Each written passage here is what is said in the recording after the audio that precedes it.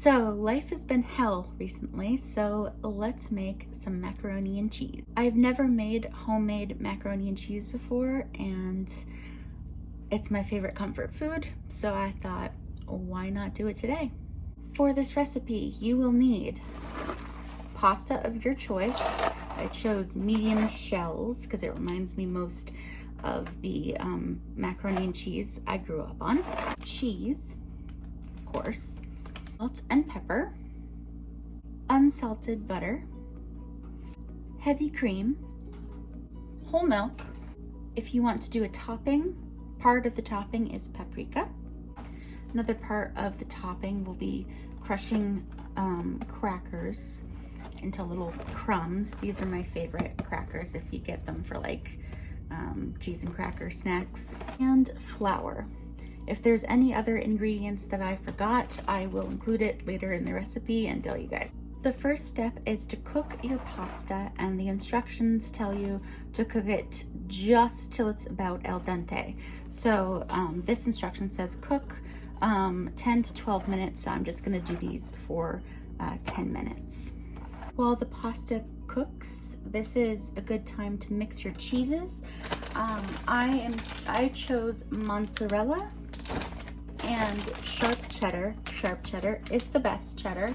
I also chose Swiss, but decided against it because the amount of cheese that this recipe calls for doesn't necessarily need 3.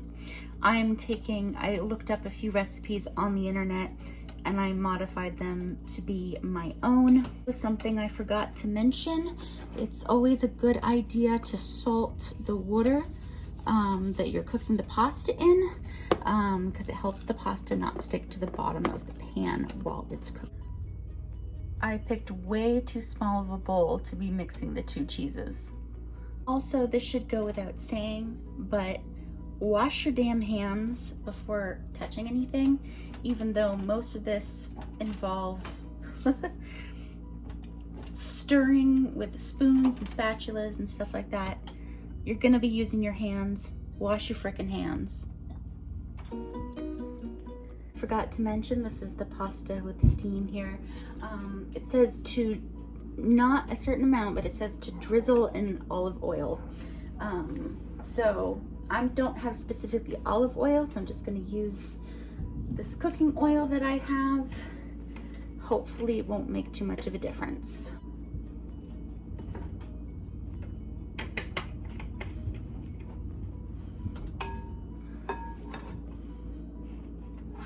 The pasta is currently looking like this.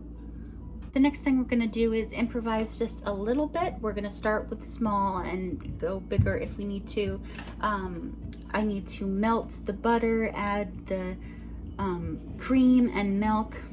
Sorry, that's my roommate's dog. It gave me 2 different measurements for the butter. I'm assuming for the 2 different times that we used butter, but it didn't indicate which time to use those measurements, if that even makes sense.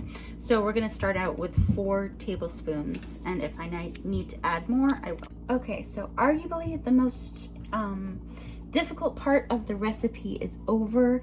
I combined melted butter, heavy cream, and milk into a pan, and what we're supposed to do is wait till it starts bubbling. And the flour, which is the thickening agent.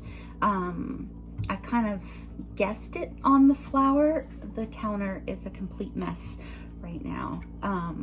But I did the exact measurements for the heavy cream and the milk as well.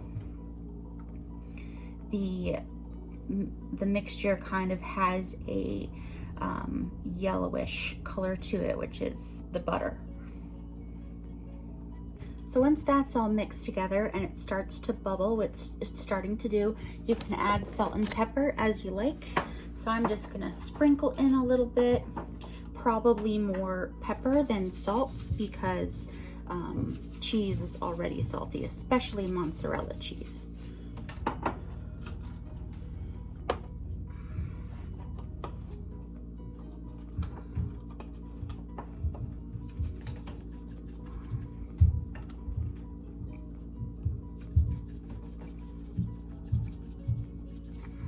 it currently looks like this, and I'm just gonna keep mixing until the bubbles appear again. It's bubbling again, so now comes the fun part, is to add most of the cheese. So I'm going to sprinkle in some cheese and stir. This pot isn't as deep as it looks, and I definitely should have chosen a better pot, because once we combine everything, it's gonna be overflowing, but I'll figure it out. Yep, it's getting really thick, which is what the instructions say are supposed to happen. I'm gonna add more of the cheese, mix the cheese around a little bit, add some more cheese.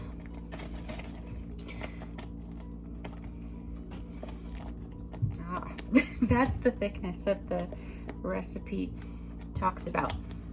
It smells really amazing. I wish videos could do smell as well, maybe in the future. Oh my goodness, that is quite the stringy, good smelling mixture that we need. So I've combined about half of the cheese. So now comes the really fun part. Okay, so the consistency is it's really thick. It smells very cheesy. So we're supposed to combine, it says half of the noodles into this new concoction of cheese sauce. I know, babies. I know.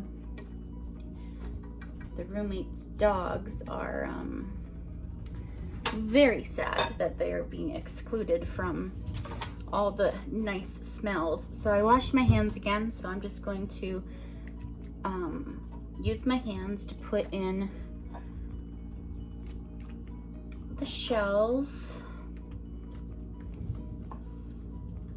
Okay, so I put in half the pasta, and if it's pulsating like this, if it looks like it's creating something onto itself, then you're on the right track. Now, basically what I have to do next is pour this into the baking sheet, add the rest of the undressed noodles, and put the rest of the cheese on top.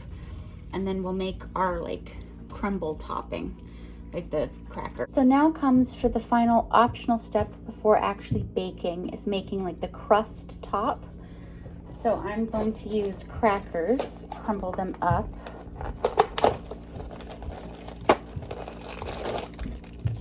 Just using the bowl that I originally had the cheese in, that I mixed the cheese in. I'm just gonna use the bottom of the pepper to mash them up. I'm not gonna add any more salt at this point because the crackers are salty as well.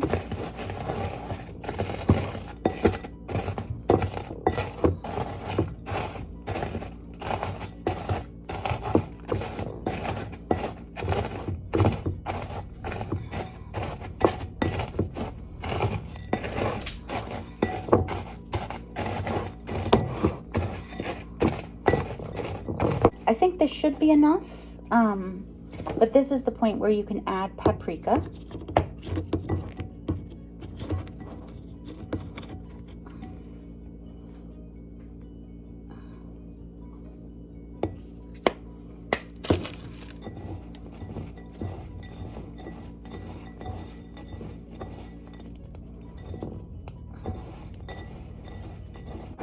I'm stopping when my crumbs look like this. Results before baking looks like this. My kitchen is an absolute mess, but I ended up using a cake pan and a banana bread pan because I didn't have a pan large enough just for this whole thing. That probably works out the best because I'm probably going to share some of this with my family the next time I visit them. Just pop it in the freezer. So, but of course, I'm gonna eat some of this with my roommate tonight, and I will make a shot of it once it is baked. And this is the final product.